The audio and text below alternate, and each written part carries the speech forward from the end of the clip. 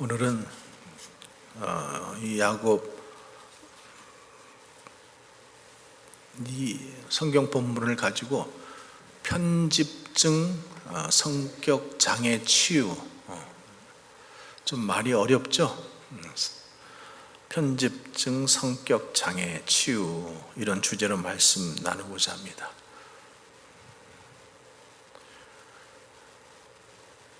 우리가 생각할 때 그냥 나는 다 정상이라고 생각을 하죠, 대체적으로. 근데 좀 우리가 유별난 부분들이 있어요, 없어요? 좀 내 성격이 좀 까다롭지 않아요? 까탈스럽고 좀 못됐고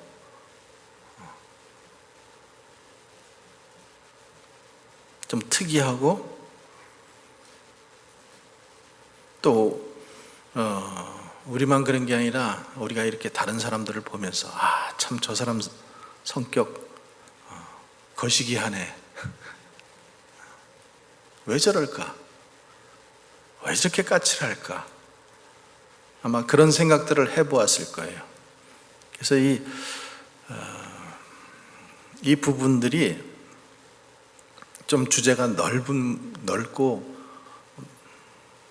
많은 이야기를 해야 되는 부분인데, 수요일 날 이 1시간의 설교를 담기가 쉬운 건 아니지만은 고민하면서 기도하면서 한번 나눠보려고 합니다. 사람들에게 성격이 보면은 겁쟁이도 있고 순둥이도 있고 외톨이도 있고 소심이도 있고 또 까칠이, 판단이, 수다쟁이, 떠벌이, 구두쇠, 투덜이, 의심쟁이, 허풍쟁이, 이런 성격들을 가지고 있어요. 근데 이런 성격들이 주변 사람들과 관계를 맺고 또 주어진 환경에 대처할 때 생각하고 느끼고 행동하는 일관적이고 지속적인 패턴이라는 거죠. 교회 생활을 하면서도 보면은 어떤 사람은 늘 비판적인 사람이 있죠. 은혜를 받아도. 그러니까 궁극적인 어떤 상황 속에서도 늘 부정적인 사람들이 있다라는 거죠. 우리가 생각할 때 성격은 타고난다라고 이렇게 생각을 해요. 타고났죠? 근데 살아가면서 환경에 의해서 이렇게 만들어집니다. 그리고 한번 이렇게 만들어지면은 그 성격이 잘 변하지 않아요. 의심쟁이는 항상 의심 먼저 하고, 까칠한 사람은 무슨 말을 해도 까칠해요.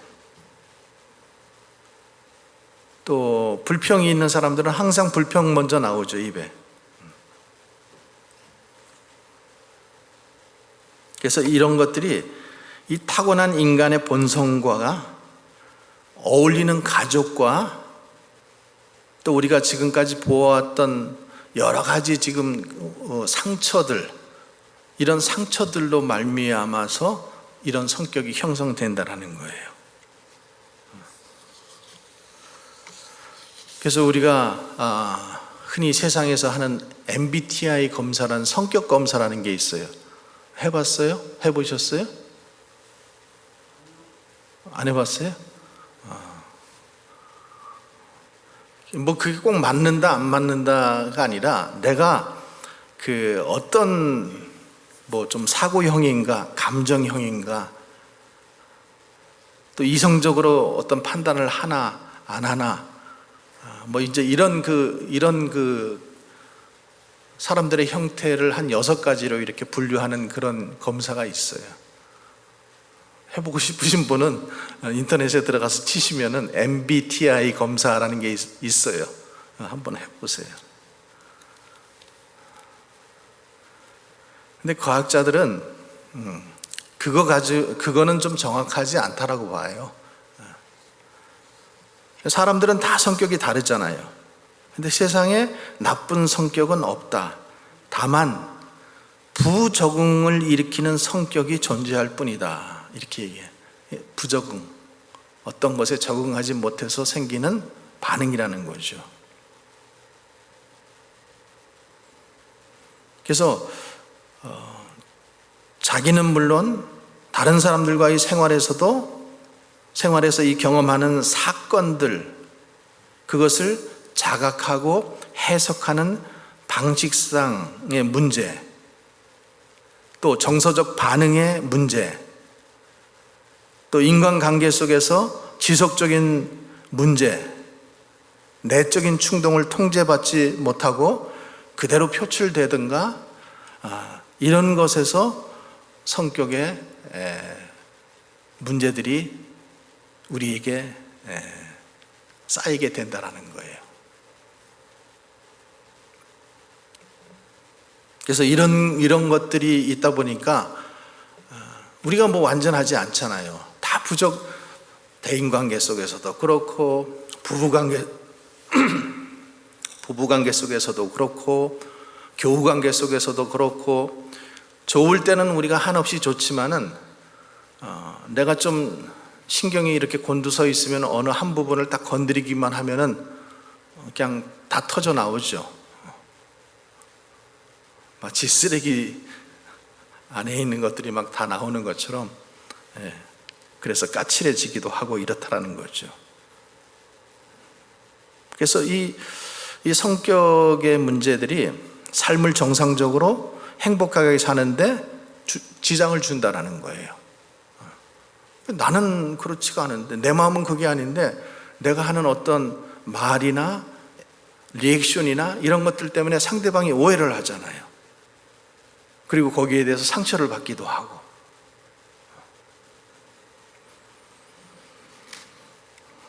그래서 이런 그 성격의 장애가, 실은 우리는 다 장애자예요. 다 장애가 있어요. 그래서 이 의사 성격 이런 것을 갖다가 취급하는 의사들은 성격 장애가 한 300가지 정도 된대요. 아마 우리가 한 가지도 안 걸릴 자신 아무도 없을 거예요. 근데 거기에 보면은 대체적으로 크게 이제 A, B, C, D 이렇게 4가지로 이제 분류를 하는데, A는 지적인 부분에 문제가 있는 거예요. A, 한번 보세요. 그래서 특이하고 괴팍하고 별나 보이고 사람들로부터 멀어져 있는 그런 부분의 분류자들이라는 거죠. 그래서 이런 사람들은 주로 불신이 많다라는 거예요. 불신, 의심이 많고 불신이 많고, 의처증, 의부증 많고, 사회적으로도 고립이 잘 돼요. 그래서 다른 사람들과 잘 어울리지도 않고 자기만의 세계 속에서 갇혀서 살아가는 사람들. 그래서 그게 이제 심하면은 조현병이라는 이제 그런 병이 생기고, 좀 특이하죠. 사람이 특이해요. 생각하는 것도. 근데 B군에 속해 있는 사람은 정적인 부분이 문제가 있는데, 이런 사람들은 지나치게 과장되고 감정적이고 변덕스럽고, 그래서 그러니까 이런 것들도 성격 장애라는 거예요. 내가 좀 변덕스럽다 그러면 난 성격 장애자구나, 이렇게 생각해야 돼요. 내가 좀 까탈스럽구나 그러면 나는 성격 장애가 있구나. 하나님은 우리를 그렇게 만들어 놓으시지 않았는데, 우리가 세상에 살아오면서 어떤 영향들이나 상처들이나 이런 것들 때문에 우리가 이렇게 돼버렸다라는 거죠. 히스테리, 또 뭐 관심 끌기를 좋아하고, 또 반사회적이기도 하고, 자기를 너무 사랑하기도 하고, 조울증이 있고, 감정이 변화가 죽을 듯하고, 또 혼자서 공포 불안이 심각하게 올 때가 있기도 하고. 그러니까 이런 것들을 우리가 나누는 이유는요, 내가 그런 것들을 소유하고 있으면 우리가 치유함을 받아야 하지만은, 또 교회 안에서 우리가 다른 사람들이 이런 것들을 가지고 있을 때에 우리가 그런 부분들을 좀 잘 보라는 거예요. 보고 이해를 하고 기도해주고 그것을 치료할 수 있게 해줘야지, 왜 저래? 도대체 할 수가 없어. 아유, 변덕이 죽을 듯해. 막 이러면서 정죄하고 이러지 말자라는 거죠. C군은 의지적인 부분이 문제가 있어요. 그러니까 지나치게 불안해하고 겁이 많은 거예요. 이게 특징이에요. 그러니까 항상 강박성이 있고, 어떤 일에 대해서 회피하려고 하고,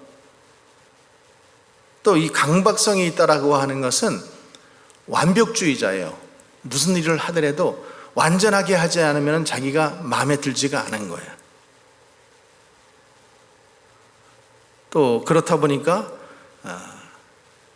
또 그 반대쪽으로 어떻게 나타나냐면은, 내가 이렇게 완벽하지 않은데 누가 나 같은 걸 좋아해 줄까? 이렇게 생각한다라는 거죠. 그러니까 어떤 결정들을 잘 못 내리는 사람들이에요. 이 의지적으로 우유부단하고. 그래서 우리가 오늘 읽은 이 야곱의 생각도 보면은 한쪽으로 치우쳐서 생각하고 고집하고 남의 말을 듣지 않는 그런 성격을 가지고 있죠. 대체적으로 우리가 다 이런 성격 가지고 있어요. 남의 말 듣기 싫어하고, 남의 말은 두 번째 치고 하나님 말씀도 잘 듣기 싫어하는데 뭐.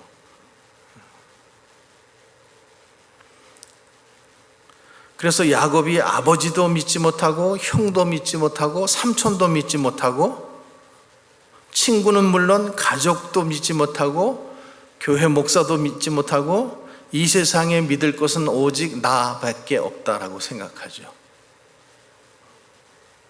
그리고 그런 사람들은 바리새인처럼 허물 찾기의 명수고, 의심 챔피언이고, 항상 불화를 잘 일으켜.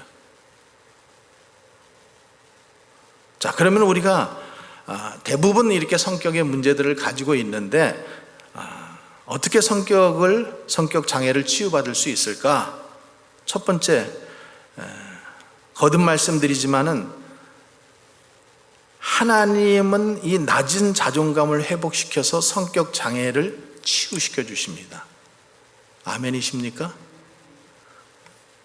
자존감하고 자존심의 차이가 있다라고 말씀드렸죠. 자존감은 뭐예요? 자기 스스로 자기를 비하해버리는 거예요. 아유, 나 같은 게 뭘. 그리고 잘할 때 이렇게 많은 그런 지적질을 당하거나 억압을 당하거나 이래버리면 그런 자존감이 회복이 안 되는 거예요. 근데 그것을 하나님 안에서 우리가 회복시켜야 된다는 거죠. 너는 내가 택한 백성이야. 내가 너를 이미 창세전부터 택했어. 그러니까 그런 것들을 통해서 우리 자존감을 회복시키는 게 중요해요. 자존심은 뭐예요? 상대방이 자기를 바라보고 있는 것들 속에서 자기가 자꾸만 작아지는 거예요. 그러니까 자존심이 상해버리는 거예요. 그래서 이 성격장애의 대부분은 낮은 자존감 때문에 생기는 거예요. 낮은 자존감.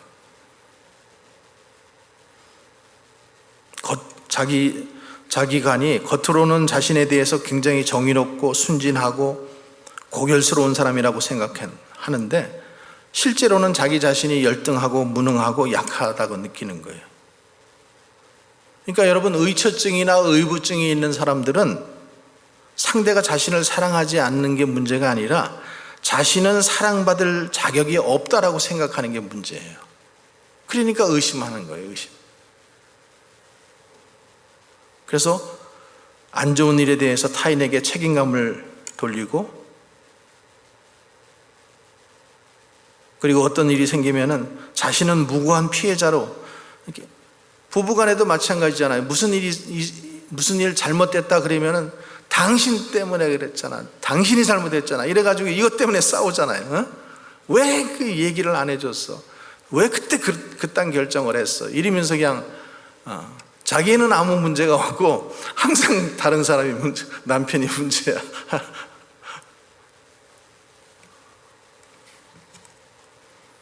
그러니까 겉으로 요구가 많고 건방지고 남을 잘 못 믿고, 한 가지라도 여기에 해당되면 한번 아멘 해보세요. 까다롭고 따지기 좋아하고 비난하기 좋아하고 속으로는 상대를 두려워하고 자신은 항상 무능하다고 느끼고 소심하고 자신감이 없어져 버리는 거예요.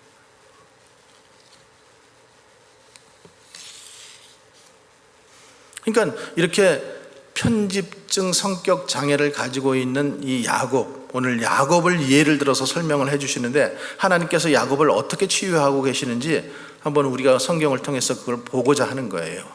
자, 하나님은 야복강가에서 야곱과 씨름을 통해서 야곱의 자존심을 회복시켜 주었어요. 그래서 자존감이라고 하는 것은, 이 자존감이라는 것은 지난번에 자존감 치유에서도 말씀드린 것처럼 가치감, 자신의 가치, 자신감, 이 소속감, 이런 것들로 이렇게 만들어지는 건데, 지금 야곱의 자존심이 바닥나 있는 거예요. 자존감이. 하나님이 자신을 어머니 태에서부터 귀한 존재로 불러주었지만은 자기 자신이 얼마나 가치 있는 존재인지 알지 못하는 거예요. 그래서 자기에게 주어진 능력이 얼마나 대단한지를 아직 깨닫지 못하고 있기 때문에 자신이 하나님께 속한 사람이라는 것을 아직 경험하지 못한다는 거예요. 그러니까 뒤쫓아오는 외삼촌에게 지금 쫓기면서 겨우 문제를 해결했는데, 지금 앞에는 또 보니까 뭐가 있어요? 에서 형 400명의 군사를 데리고 지금 형이 지금 맞닥뜨려 있는 거예요. 자, 오늘 32장 6절의 말씀 한번 보세요. 6절, 사자들이 야곱에게 돌아와 이르되 우리가 주인의 형 에서에게 이른즉 그가 400명을 거느리고 주인을 만나려 오더이다. 400명을 거느리고 온다라는 거예요. 그래서 야곱은 보면은 엄마 뱃속에서부터 싸웠잖아요. 그죠? 태어날 때도 형의 발꿈치를 움켜잡고 나왔어요. 그리고 둘째로 태어나서 형을 사랑하는 아버지의 사랑과 인정을 못 받았어요. 그래서 어머니하고 짜가지고 결국에 아버지하고 형을 속이고 장자권을 빼앗아 갔잖아요. 그리고 그것 때문에 결국에 삼촌 라반 집으로 도망가서 거기서 20년 동안 삼촌의 눈치를 보면서 살아야 했습니다. 그러니까 자신의 권리를 강하게 주장하고 내면의 분노를 쌓으면서 또 거기서도 어떻게 해요? 그 자신보다 더한 사기꾼, 자신보다 더 월등한 그 삼촌을 만나가지고 그 삼촌 밑에서 고생하면서 결국 그 안에서도 보면은 야곱은 자기가 원하는 것을 취해내잖아요. 라헬하고 레아를 자기 그 사랑하는 사람을 얻기 위해서, 그리고 재산을 그 안에서도 축적하잖아요.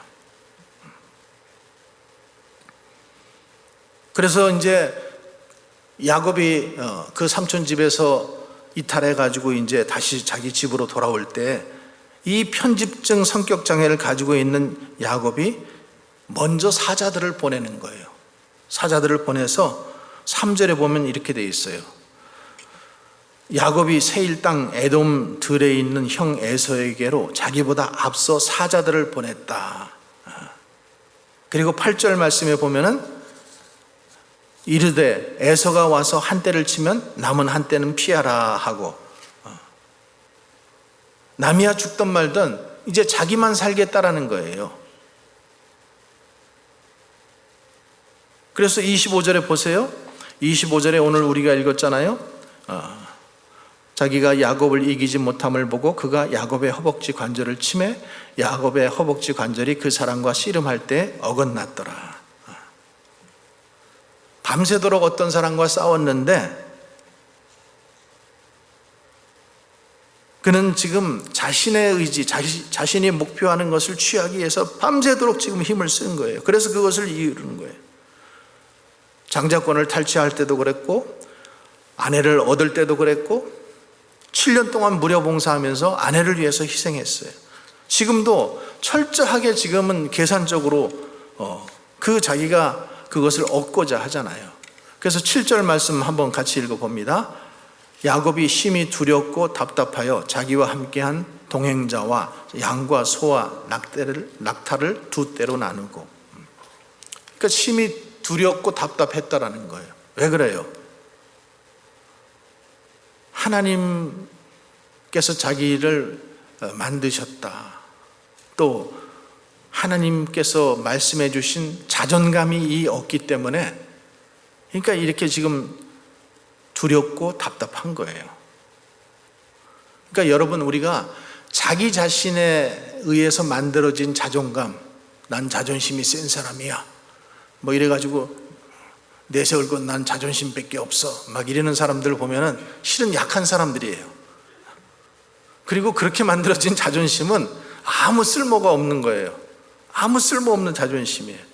쉽게 한계에 부닥치면 쉽게 무너져 버리는 자존심이에요. 그거는 뭐 돈 앞에 무너지기도 하고 여자 앞에 무너지기도 하고 어떤 목적을 달성했을 때 쉽게 무너져 버리는 자존심이에요.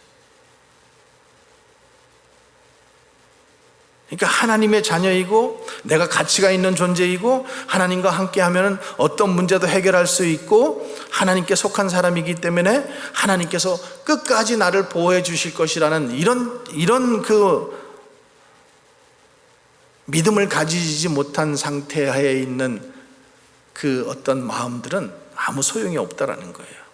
그러니까 그가 20년 동안 지금 하나님을 만나고 나서도 하나님을 체험하고 나서도 지금 삼촌 집에 가서 20년 동안 봉사하고 여전히 지금 돌아와서도 지금 이 문제가 해결이 안 된 거예요.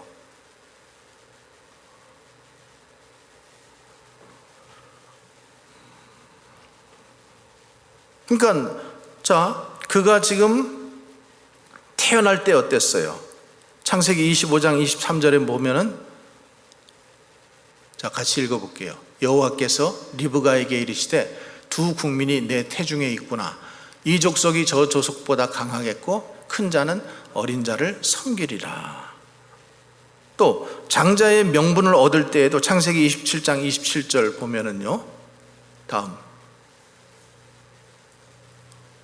만민이 너를 섬기고 열국이 내게 굴복하리니 내가 형제들의 주가 되고 내 어미의 아들들이 내게 굴복하며 내게 저주하는 자는 저주를 받고 내게 축복하는 자는 복을 받기를 원한다.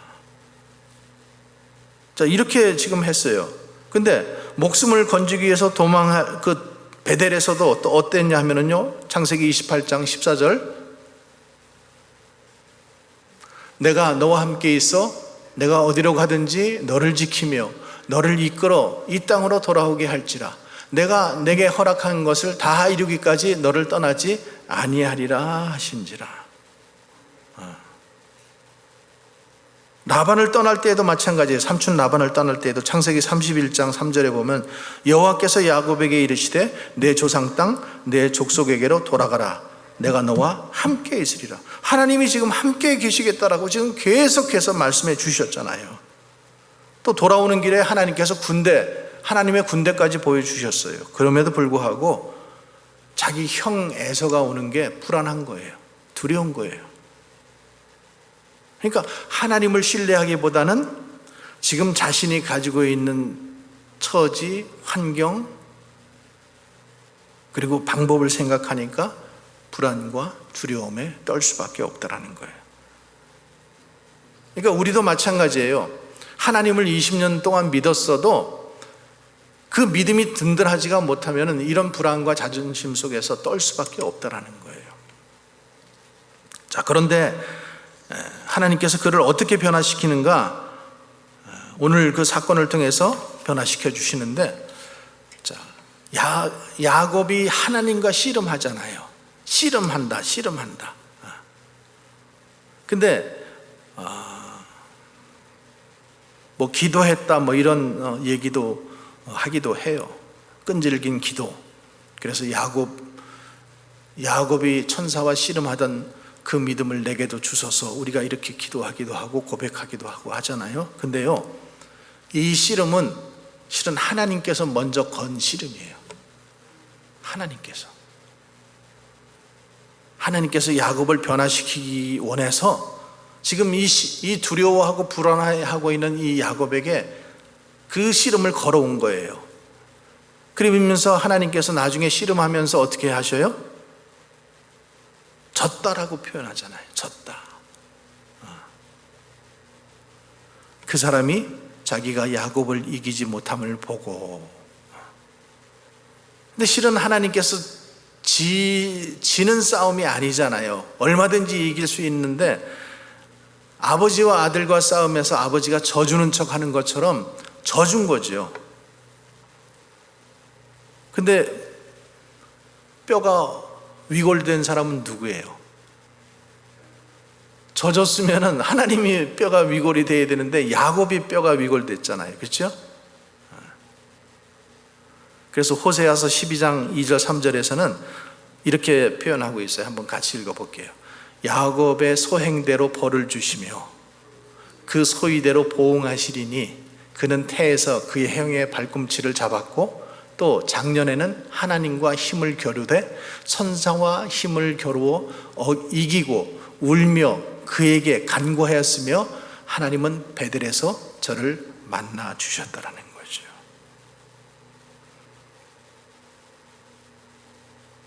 그러니까 하나님께서 하나님의 택함을 받고 출생하고 지금 우리로 말하자면은 예수 그리스도를 믿는 모태신앙으로 태어났는데 하나님을 만난 체험이 없으면은 여전히 모든 주권을 내가 주도하고 살아갈 수밖에 없는 거예요. 그러니까 여러분, 모태신앙도 자랑할 게 아무것도 없어요. 내가 하나님을 만나지 않았으면은 그는 종교인에 불과해요. 내가 20년 30년 이게 중요한 게 아니라 내가 여전히 내가 주도권으로 가지고 살아가고 있으면은 나는 여전히 내가 주인으로 살아가고 있는 거죠. 아직도.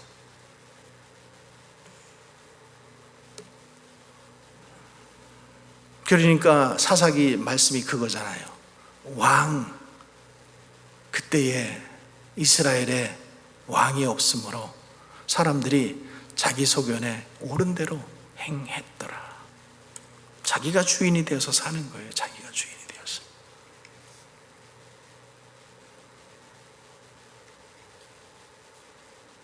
그런데 하나님께서 지금 그 씨름을 하시면서 그 씨름을 통해서 지금 말씀하시는 게 뭐야? 잘 먹고 잘 살아라. 잘 먹고 잘 살아라. 너 내가 떠나면 끝장이야. 지금 이 말씀 하시는 거예요. 그러니까 이런 말씀 속에서 야곱이 지금 간절하게 붙드는 거예요. 도와달라고 지금 애원하는 거예요. 축복하지 않으시면 나는 보내드릴 수가 없습니다. 근데 하나님은 가끔 엉뚱하십니다. 그래서 물어보시잖아요. 내 이름이 뭐냐? 야곱입니다. 너 사기꾼이지? 너 약탈자지? 강도지? 근데 왜 내게 축복달라고 하느냐? 지금 이 얘기를 하시는 거예요. 그러면서 하나님이 뭐라 그러셔요? 이제부터는 내 이름을 야곱이라 하지 않고 이스라엘이라. 하나님과 겨루고 이겼다. 내가 너에게 축복 주겠다, 이 말씀이잖아요.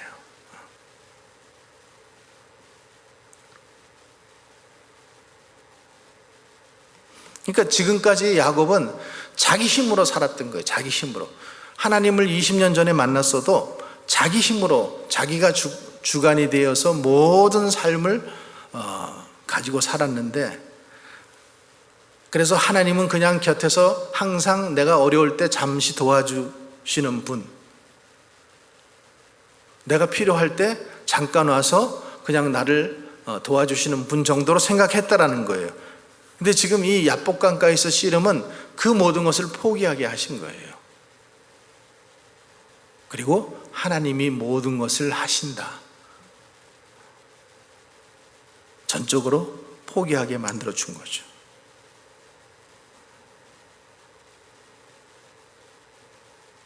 그러니까 우리가 인생을 승리하고 행복하게 살게 하는 진정한 그 자존감은 무엇인가 하면은 자기 자신의 능력을 믿는 자신감도 아니고 내가 대단한 집단에 속한 사람이라는 그것도 아니고 하나님께서 나와 하신다는 그거 하나뿐이라는 거죠. 그거 하나뿐이에요. 내 안에 사시는 예수 그리스도로 말미암아 가지는 하나님이 아버지 되시는 하나님 나라의 소속감, 그리스도 안에서 무엇이든지 할 수 있다라는 자신감, 그리고 하나님 자녀로 가장 내가 고귀한 존재라는 이 가치감을 가지고 사는 것이 중요하다라는 거예요.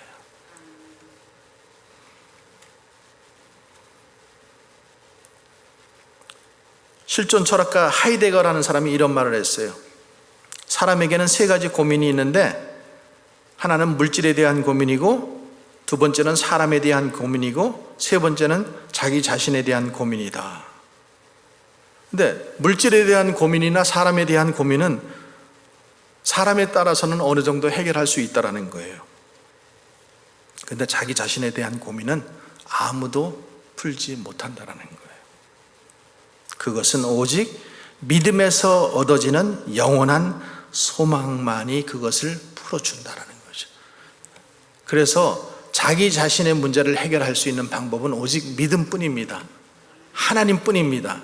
지금 우리가 이 치유 10가지 지금 치유를 보면서도 연속적으로 지금 계속해서 나오는 건 뭐예요? 하나님께서 치유하셔야만 된다라는 거죠. 하나님께서 치유하셔야만 돼요.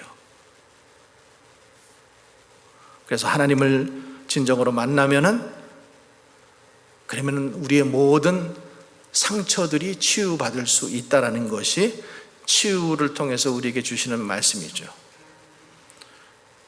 아우, 저 사람은 저 성격, 저 더러운 성격 저거 안 고쳐져. 하나님 안에서는 고쳐질 수 있습니다. 아멘입니까? 아우, 내가 생각해도 나는 정말 성격이 고약해. 하나님 안에서는 고쳐질 수 있습니다. 하나님 만나면은 하나님은 언제든지 고칠 수 있어요. 그래서 이 성격 장애를 가지고 도망가는 야곱을 찾아가서 하나님께서 뭐라 그래요? 내가 너와 함께 있어 내가 어디로 가든지 너를 지키며 너를 이끌어 이 땅으로 돌아오게 할지라 내가 내게 허락한 것을 다 이루기까지 너를 떠나지 아니하리라. 여러분들에게도 동일한 말씀이에요. 너 그거 고칠 때까지 난 너를 떠나지 않을 거야. 지금 이 말씀 하시는 거예요.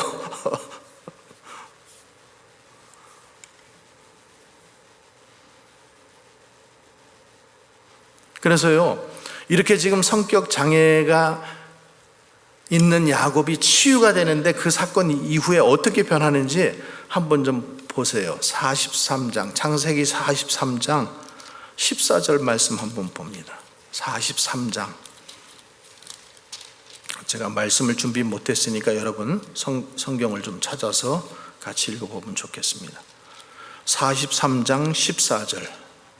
자, 함께 읽겠습니다. 전능하신 하나님께서 그 사람 앞에서 너희에게 은혜를 베푸사 그 사람으로 너와 다른 형제와 베냐민을 돌려보내기에 하시기를 원하노라. 내가 자식을 잃게 되면은 이르리로다. 지금 이 베냐민 막내가 지금 제일 막내가 인질로 붙잡혀 가 있잖아요. 그때 지금 하나님 앞에서 하는 이 야곱의 고백이에요. 전능하신 하나님께서 그 사람 베냐민을 너희에게 은혜를 베푸사 그 사람을 다른 형제와 베냐민을 돌려보내게 하시기를 원하노라. 그렇게 했으면 좋겠다라는 거죠. 그러니까 하나님을 이제는 전적으로 믿고 하나님께 다 맡기는 사람이 된 거예요. 그전에는 젊었을 때는 그냥 내가 내 힘으로 살아보고 내 힘으로 취해보고 내 힘으로 뭐든지 이루어보고 이렇게 했는데 이제 나이가 들어서 이제 믿음이 생기고 나서는 그가 하나님께 모든 것을 맡기는 거예요. 그러니까 우리 안에서도 자신과 자신의 가족과 자신이 거하는 공동체를 불행하게 만들고 파괴시키는 그런 성격적인 문제가 있다면은, 또 낮은 자존감을 회복시키고 성격 장애를 치유시켜 주시는 하나님을 평생 어디서나 하나님 아버지를 모시고 살아가시기를 주님의 이름으로 축원합니다. 자, 두 번째로는 하나님은 타인을 사랑의 대상으로 대하게 하고 성격 장애를 치유시켜 주십니다. 두 번째 타이틀. 자, 한번 읽어볼게요. 하나님은 타인을 사랑의 대상으로 대하게 해서 성격 장애를 치유시켜 주신다라는 거예요. 이 성격적으로 이렇게 까다로운 사람은 다른 사람에게 사랑을 잘 줄지 몰라요. 다른 사람이 나에게 오는 것도 싫고 내가 다른 사람에게 가는 것도 싫어요. 그냥 까탈스러운 거예요. 하나 받았으면 하나 꼭 줘야 되고, 그러는 분들 계시잖아요. 근데 그런 사람들은 또 아까 말씀드린 것처럼 오해를 또 잘해요. 그래서 사람들이 뭔가 자기에게 잘해주면은 먼저 의심부터 하는 거예요. 무슨 꿍꿍이 속이 있겠지.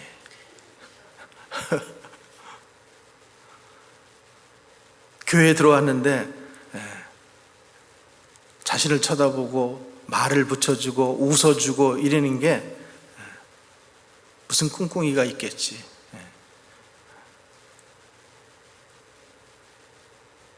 까탈스러운 거예요. 의심하고,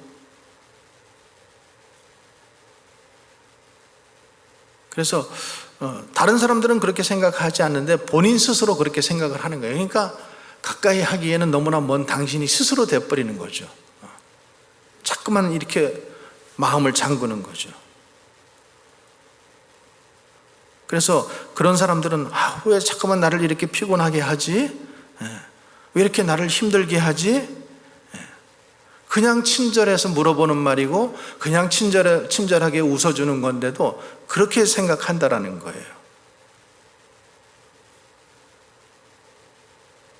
그래서 이런 분들은, 성격 장애가 있는 사람들은 타인하고의 관계 속에서 다른 사람들을 믿을 수 없는 존재, 귀찮은 존재, 또는 나를 유혹하려고 저리지, 유혹하는 존재, 나를 이용하려고 하니까 저렇게 하지, 이용하려고 하는 존재, 또 우월한 존재, 내 기분을 맞춰줘야 할 존재 등 그런 시각으로 본다라는 거예요. 그런 시각으로. 그러니까 극히 자기중심적이에요.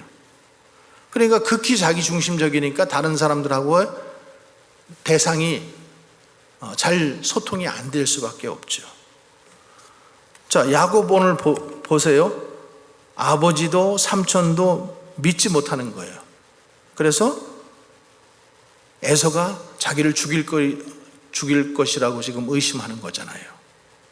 그리고 종들을 보내서 사자들을 먼저 보내가지고 그 정보를 지금 입수해 오는데, 그 정보망에 의하면은 에서 형이 400명의 군사를 이끌고 온다라는 거죠. 그러니까 그 말을 들으니까 또 두렵고 무서운 거예요, 더. 그러니까 에서는 지금 어떤 생각을 하고 있는지 생각하지도 않고, 일단 그 형이 400명을 이끌고 오는 것은 나를 죽이려고 하는구나, 이렇게 생각해 버리는 거예요. 그 동기와 목적이 악의적으로 해석되는 거예요. 그래서 소와 약대를 두 대로 나누고 한 대를 치면은 한 대가 도망가게, 이렇게 지금 계획을 세우는 거잖아요.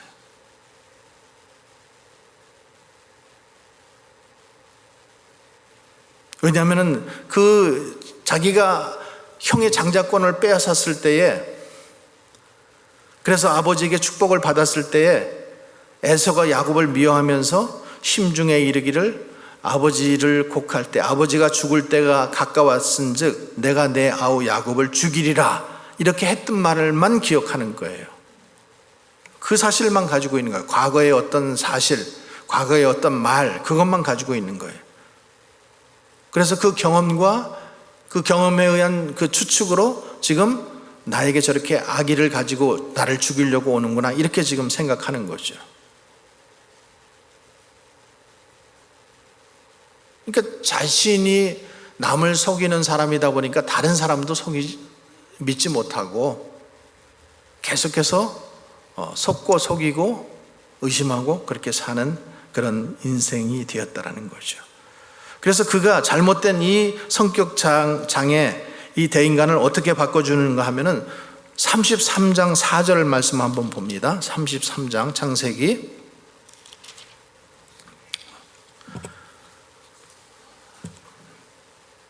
자, 에서가 달려와서 그를 맞이하여 안고 목을 어긋맞추어 그와 입맞추니 서로 우니라. 자기가 생각할 때는 에서 형이 자기를 죽이려고 온다라고 생각했는데 막상 만나니까 아니었어요.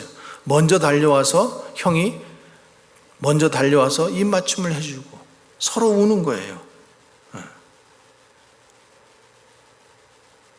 또 11절 말씀 보세요. 하나님이 내게 은혜를 베푸셨고 내 소유도 족하오니 청하건대 내가 형님께 드리는 예물을 받으소서 하고 그에게 강권하매. 그는 원래 자신만 아는 사람이잖아요. 남에게 베풀 줄 모르는 사람인데 근데 그가 치유를 받으니까 하나님을 만나니까 마음이 베푸는 사람으로 변하는 거예요. 그러니까 우리가 그리스도 예수 안에 있으면서도요 이런 성격들을 좀 조심해야 돼요. 베풀 줄 모르는 삶. 우리는 축복의 통로가 되어야 됩니다. 아멘이십니까? 우리가 하나님께 복받은 존재라는 것은 우리가 다른 사람에게도 복을 흘려 보내야지 돼요. 다른 사람이 나에게 구걸을 하면은 있으면은 주세요. 있으면은 필요하니까 와서 얘기하는 거예요. 할만하면은 하세요. 저 사람들은 직업이야. 저 다 정부에서 다 먹여 살리는데 왜 꼭 우리한테 와? 이러지 말고 내가 할 수 있으면 하는 거예요.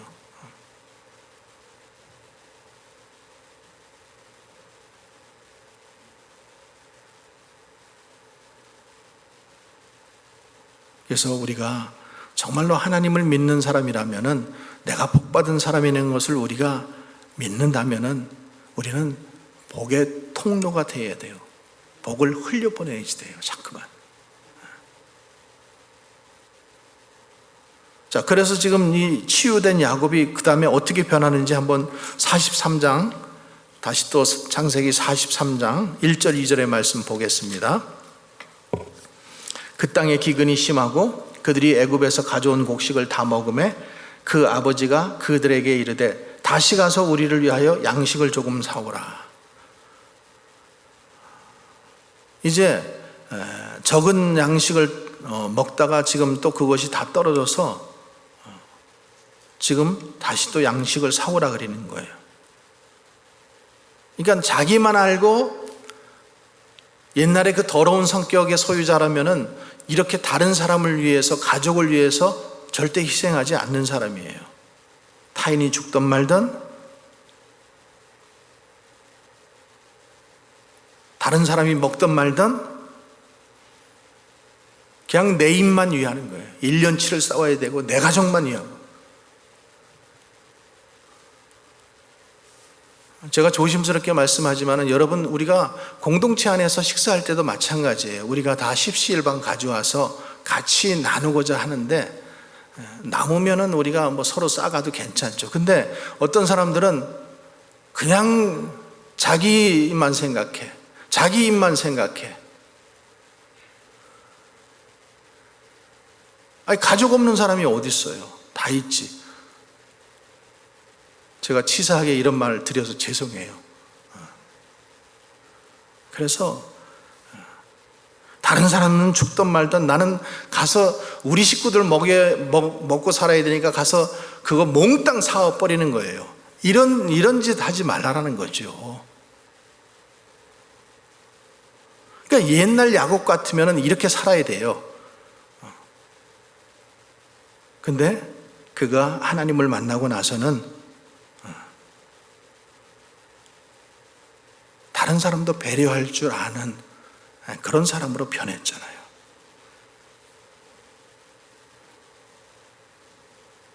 그래서 우리가 예수님을 구주로 영접하고 나면은요, 예수님께서 뭐라 그러세요? 내 이웃을 내 몸처럼 사랑하라. 이런 말씀을 하시잖아요. 나만 사랑하는 존재에서 벗어나서 내 이웃을 내 몸처럼 사랑하는 사람으로 살아가라는 거죠. 그러니까 그럴 때에 다른 사람이 가족으로 보이기 시작하는 거예요. 그럴 때에 성격들이 치유되는 거예요.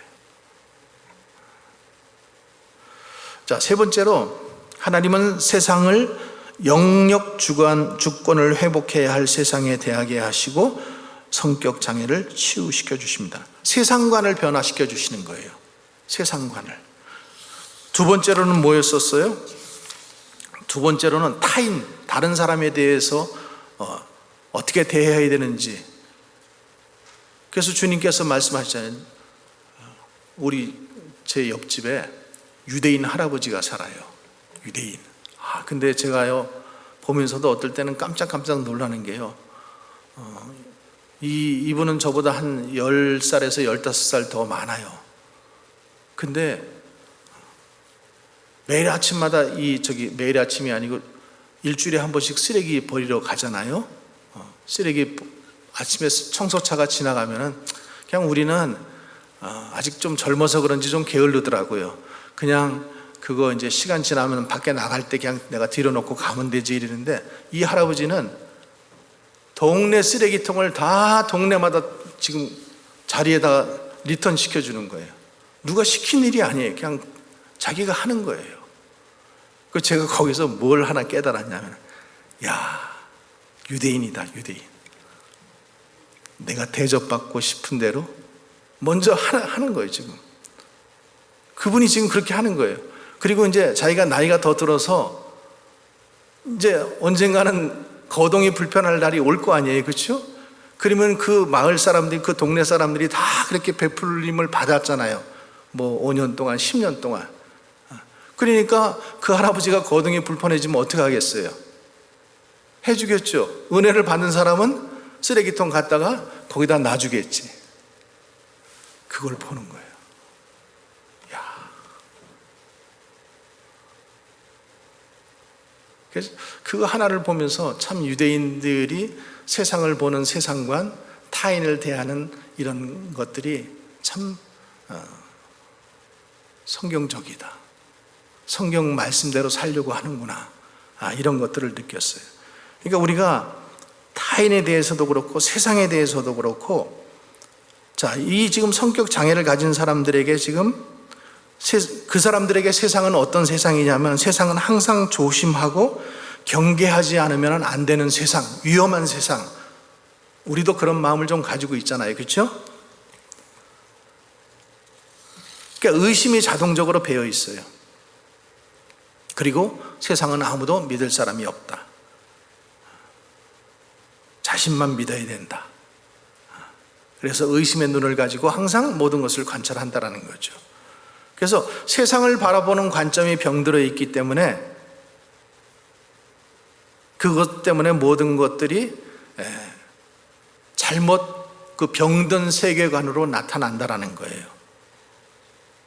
그래서 이 세계관이 바뀌면은 성격 치유도 일어나게 되고, 그 다음에 인격적인 치유가 일어난다는 거죠. 자, 어떻게 하나님께서 야곱의 이 병든 성격을 치유해 주셨는지 34장 한번 보세요. 34장. 창세기 34장.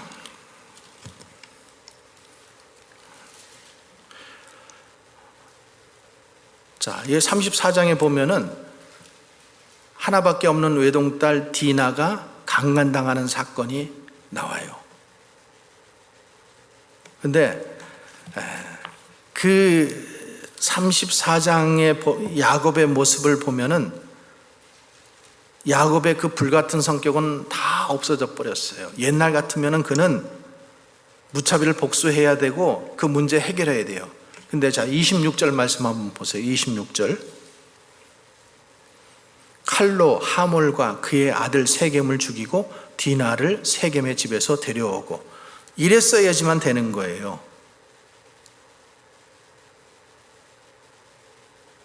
근데 지금 자기가 그리는 게 아니라 자기 아들이 지금 그리고 있잖아요. 자기를 닮은 자기 아들이 그 모습이 지금 나타나고 있는 거예요. 자, 그러면서 35장 1절에 뭐라고 하나 보세요. 하나님이 야곱에게 이르시되 일어나 베델로 올라가서 거기 거주하며 내가 내 형에게서 에서의 낯을 피하여 도망하던 때에 내가 나타났던 하나님께 거기서 제단을 쌓으라 하신지라. 자, 하나님께서 지금 어떻게 지금 그 처방하시냐 하면은 네 가지를 말씀하시는데, 첫 번째로는 일어나라는 거예요. 여러분 생각해 보세요. 하나밖에 없는 외동딸이 강간을 당했어요. 그리고 그것 때문에 사륙이 일어났어요. 얼마나 마음이 쏟아지겠어요. 그렇죠? 세상을 원망하고 두려워하고 좌절해 있지 말라라는 거예요. 일어나라는 거예요.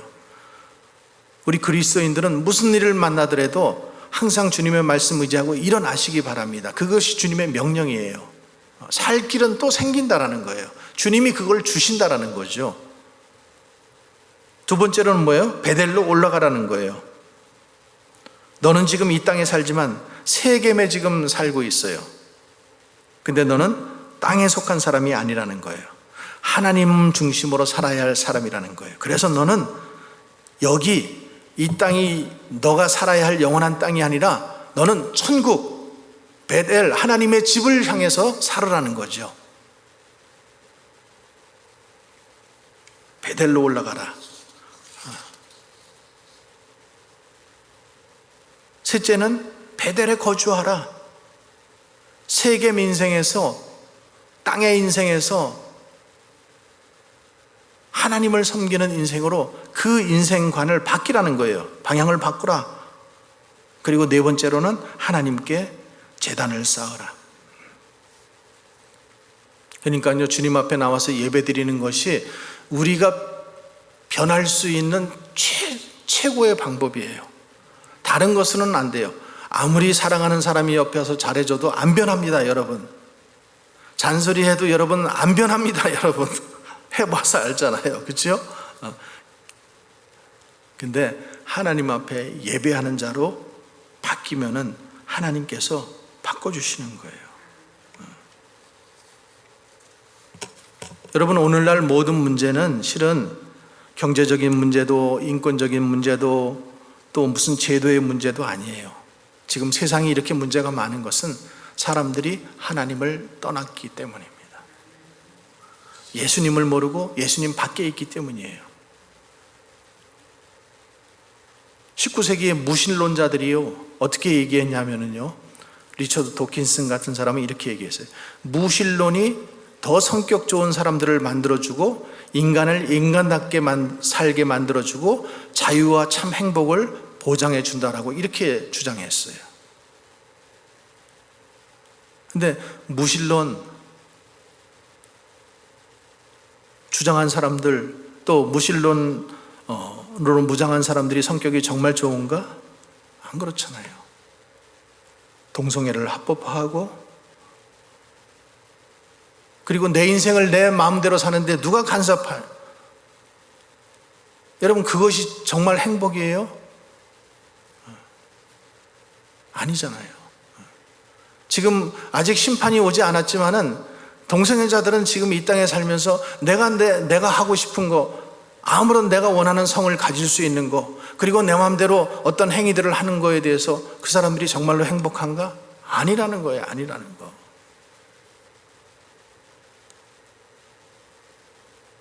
그러니까 절대적인 기준이 상실되어 버린 시대, 모든 것이 상대화되고, 지금 한국에 교권이 무너져 가지고 요즘에 그것 때문에 뉴스에 많이 나오잖아요. 선생이 아니에요.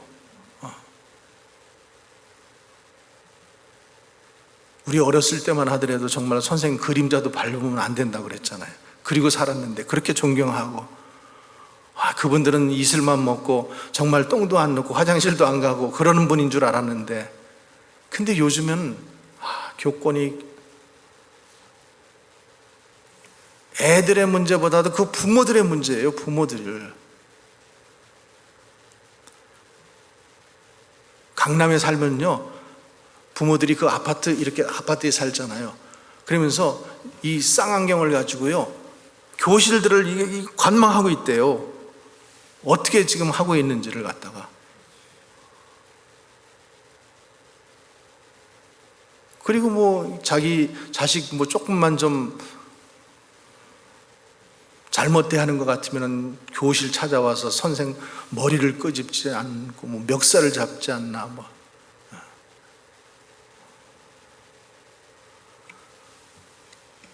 그러니까 절대적인 기준, 하나님이 상실되니까 사람들이 사사시대라고 지금 제가 거듭 말씀드리고 있는 게 그거잖아요. 자기 의견에 소견에 좋은 대로 그냥 행하는 거예요. 절대적인 해답도 없어지고, 가정의 목표는 오직 출세와 성공, 돈, 여기에만 있는 거예요. 그러니까 가정 안에 하나님이 없으니까 이혼도 더 많아지죠, 살인도 더 많아지죠, 자살도 더 많아지죠, 낙태도 더 많아지죠.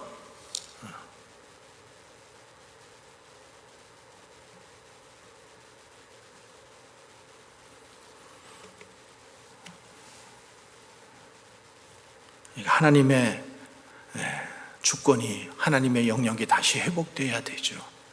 그것을 회복할 수 있는 최소한의 공동체가 바로 교회밖에 없어요. 그러니까 교회마저도 그렇게 타락돼 버리면 이 세상은 끝이라는 거예요. 더 이상 소망이 없다라는 거죠. 그래서 우리가 잘 살아야 되는 이유가 거기 있습니다. 믿는 자들이 잘 살아야 되는 이유가 거기 있어요. 정말 하나님 잘 믿고 잘 살아야 되는 이유가 거기에 있어요. 소돔과 고모라의 그 성의 의인, 정말 한 명만 있었으면 하나님이 그 성을 멸했겠는가? 한 명도 없었다라는 거죠. 그러니까 지금 그래도 하나님께서 지금 참으시고 계신 것은 이 땅의 소망 가운데 교회를 보고 계시기 때문이에요. 믿는 사람들, 내가 잘 믿지 못하지만 그래도 잘 믿어보려고 하는 우리들이 있기 때문에 이 땅에 아직 소망이 있고 희망이 있는 것입니다. 우리 가정에도 마찬가지고.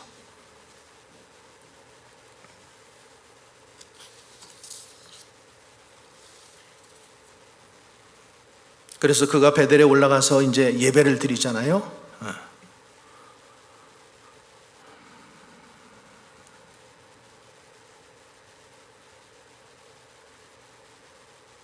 그러니까 주일날 말씀드린 것처럼 예배가 1시간 드리는 예배가 아무것도 아닌 것 같지만은, 예배 안에서 진정한 회복이 일어나고 예배를 내가 어떤 마음으로 드리느냐에 따라서 내가 지금 모든 살아가면서 결정하는 결정들이 그 안에서 다 영향을 준다라는 거죠. 영향을 줄 수밖에 없다라는 거예요. 그러니까 1시간 와서 예배 드리고, 나 예배 다 드렸어, 나 봉사 다 했어, 헌금 다 했어, 기도 다 했어, 이러는 것으로 끝나버리면은 그 다음에 삶은 여전히 오늘 야곱처럼 20년을 내가 하나님을 믿었어도 여전히 세상적인 기준으로 생각하고 가치관을 가지고 판단해 버릴 수밖에 없다라는 거죠.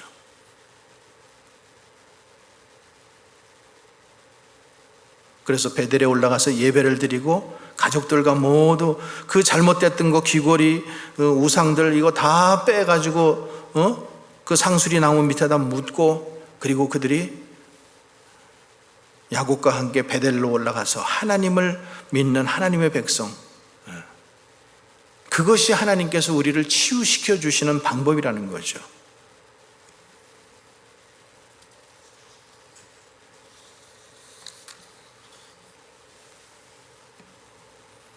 그래서 로마서에 이렇게 말씀하잖아요. 그러므로 형제들아, 내가 하나님의 모든 자비함으로 너희를 권하노니 너희 몸을 하나님이 기뻐하시는 거룩한 산 제물로 드리라.